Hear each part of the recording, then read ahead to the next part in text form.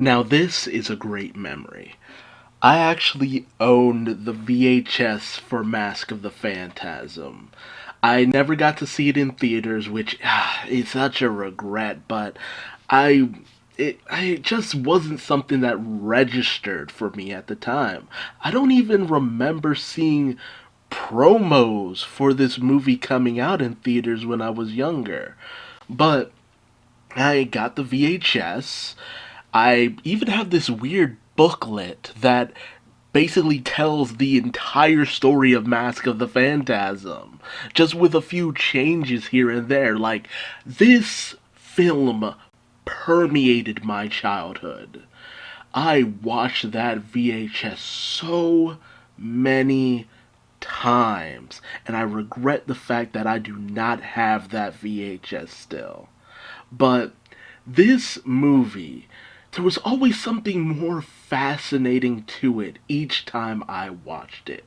I remember the first time that I watched it, I was so confused because I wasn't used to the storytelling style of this movie, where the origin of Batman was played in conjunction with the current life of Batman years later. I was so thrown off because I'm just like, wait, what's going on? Why does it seem like in certain scenes he knows what he's doing and in other scenes he's new to everything? What's going on?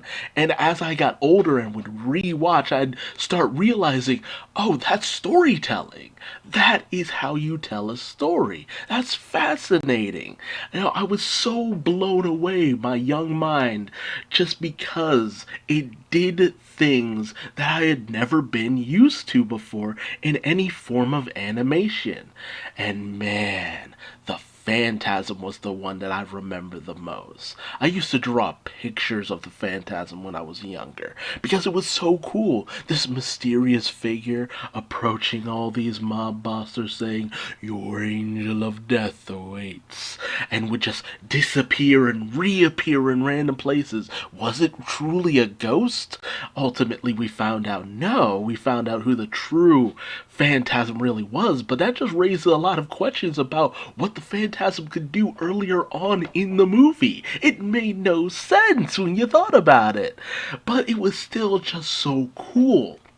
And the one kind of hook scythe for a hand, the style, the presentation. Like, the Phantasm was the Batman that people think Batman is a lot of times. This thing spoken of in hushed mystery and rumor, coming out of the shadows to strike down the wicked. Like, my goodness, what happens when one legend faces off against another? It was intense. And that moment where the Phantasm basically gets Batman blamed for all the murders so that the police force goes gunning for Batman right then and there. I also love that one scene where Gordon's like, "I'll have no part of it." It's just like he's just taking a hard line in the stands. Like, no, it's not Batman. You're idiots for doing this, and I'm not gonna be a part of this stupidness. Like, Gordon put that hard line in the sand, but Bullock was fully on board because he never liked Batman's ass to begin with. There were just so many great moments in this movie that just stuck with me for years and years and years. The moment where Bruce is at his parents' grave after he had gotten together with Andrea, and it's just like, I know what I promised, but I never considered this. I never thought I'd be happy. Like, that it just shows how broken Bruce is in a lot of ways and how deeply his parents' death affected him, that he just felt like he needed permission from them to be happy after swearing vengeance on crime. Like, my God, it brings his whole mission into question and all that. Also, that moment where he fully becomes Batman and suits up and he's in the shadows. You already know what he looks like, but that first moment when Alfred sees him for the first time and his first words are, "My God." It's just like, Jeez. Wow. Like, we already know what Batman looks like, but you would think he was some specter of death when the first time Alfred saw him. And when you put the Joker in there, they were deeply taking stuff from Batman, the 89 Batman, with the kind of origin that the Joker has, but remixing it in a different way, giving him that mobster background. If there's one thing that's very consistent with the Joker's past, is that at one point he was a criminal. But the inclusion of the Joker in this movie, God, I loved it. Cause he didn't overstay his welcome. He wasn't there from the very beginning. When you got the Joker, he ate the scenery something hard. All eyes were on the Joker, and just to pit him in this, you would never even know that the Joker was in this movie from certain ways that this movie is presented.